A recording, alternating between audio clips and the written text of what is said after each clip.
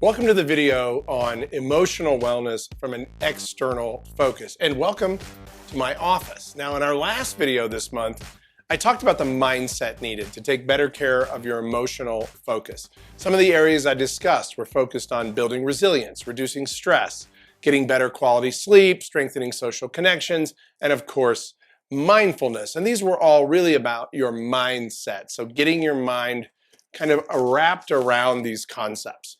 Now, I also talked about some questions you can ask yourself to build strength in those areas. But in this video, here in my office, I wanted to focus more on real actions that you can take right now to help your emotional wellness improve very quickly. So let's get started. So to get us started, let's talk about something that sounds obvious, but does make a huge difference in your well-being, and that is called breathing. Now, I know what you're going to say, that it may sound funny to talk about breathing since it's something our bodies do involuntarily. But the kind of breathing I'm talking about, it's not normal breathing like day to day. What I'm talking about is intentionally slowing down and pacing your breathing.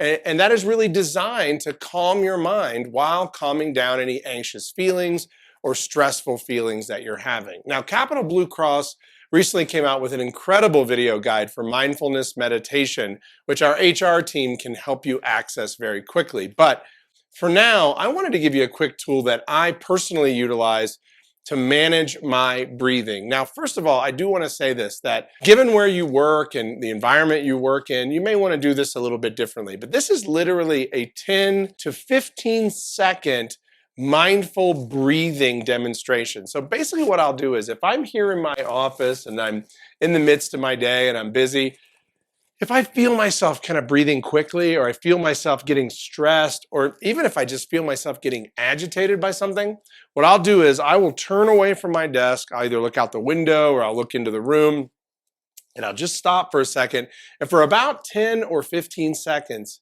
I will just take several deep breaths. And by the way, this is not like a meditation necessarily, so I won't probably close my eyes, but I will look around and just kind of, and I may do that like 2 or 3 times. And what that does is it just gets me to be more present and slow down my breathing. This intentional breathing also medically slows down your heart rate. It slows down your anxiety, and in your mind will start to focus. So as much as you can throughout a day, maybe take 10 seconds or 15 seconds and on purpose, take a deep breath 3 or 4 or 5 times, whatever it takes.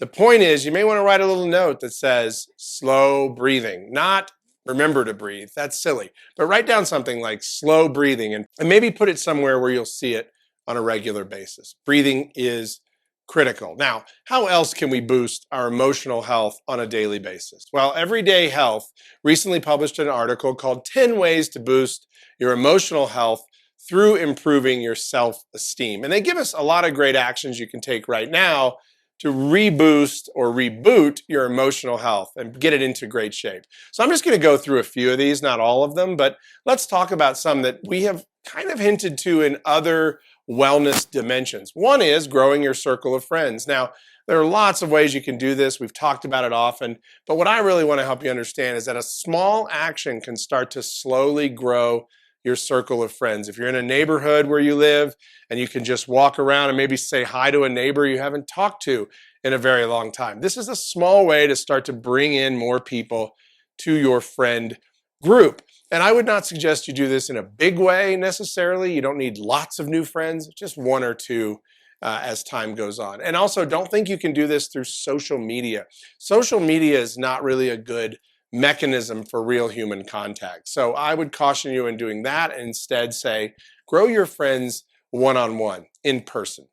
If you have any fears of the unknown around any area, and you kind of avoid these fears, instead of avoiding it, what you can do is you can learn more about something. I know for me, if I have a fear about something or an unconscious concern, maybe it's something with my kids or something, I will start to read or watch videos or learn more about that so that I can minimize the fear. Learning about something you're afraid of is a great way to remove that fear from your life and from your mind. Another one is just to get moving and enjoy something physical. Now, we've talked about this in physical wellness, but again, this is an action you can take which also helps your emotional wellness. So if you can just take a walk with a friend or a walk with a colleague, and just kind of take a breath. And you can also layer some of these and engage breathing into that walk and just really mindfully start to take care of your own emotional wellness. Now, the next one is really important to me. It's writing down your passions in life, the things you love to do. So check this out. This is actually my journal. I keep this on my desk. And there are many times that I will go in here and just grab a pen and start writing down some ideas. Sometimes it's a passion, sometimes it's a goal, and sometimes it's just me saying I'm frustrated by something, right? Now, if you are in an office, you probably want to keep this with you, or you don't want to just leave it laying out.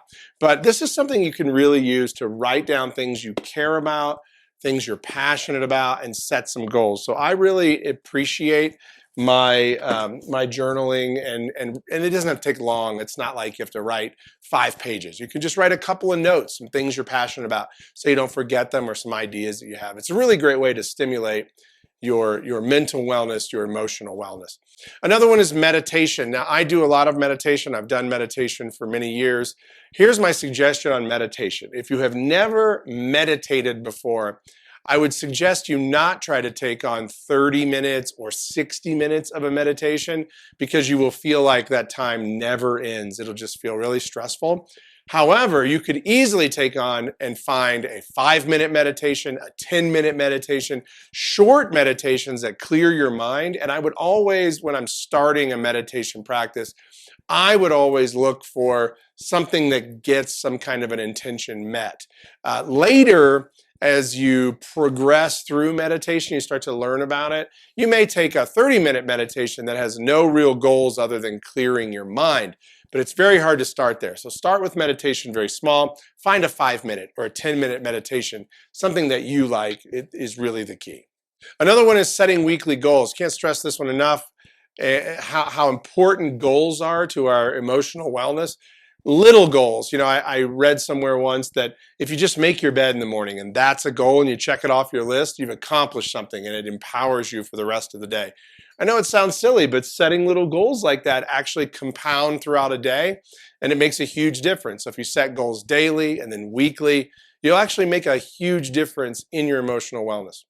Now, another one is learning to say no. I know this has been a powerful one in my life, that there are times when I just cannot add something else to my schedule or to my day. So I just have to say no sometimes. And it's actually quite empowering if you do it with a respectful tone in your voice so that you don't hurt someone's feelings. But learning to say no to something that's going to drain your time or your mental energy is a really critical step to emotional wellness.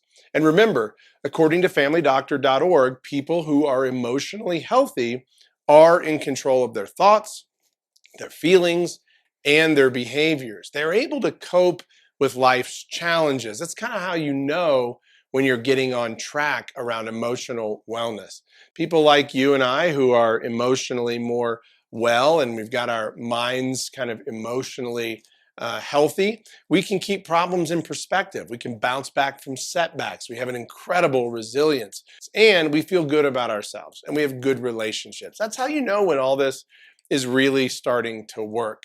Now, we believe emotional health is just as critical as your physical health, and we believe that those are also connected. But many of us, and myself included, sometimes neglect this critical dimension of wellness.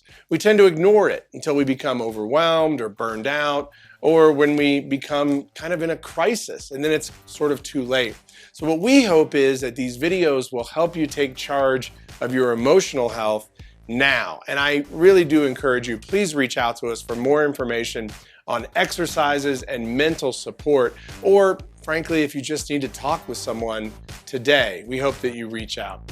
And make sure to tune into our podcast this month as we talk with a professional from Capital Blue Cross who's going to share more insights around emotional wellness. I'll see you on the next videos. So I hope you enjoyed the video on emotional wellness from an external perspective. The question I want to ask you here is, what actions are you going to take today toward your emotional wellness? The power is in your hands.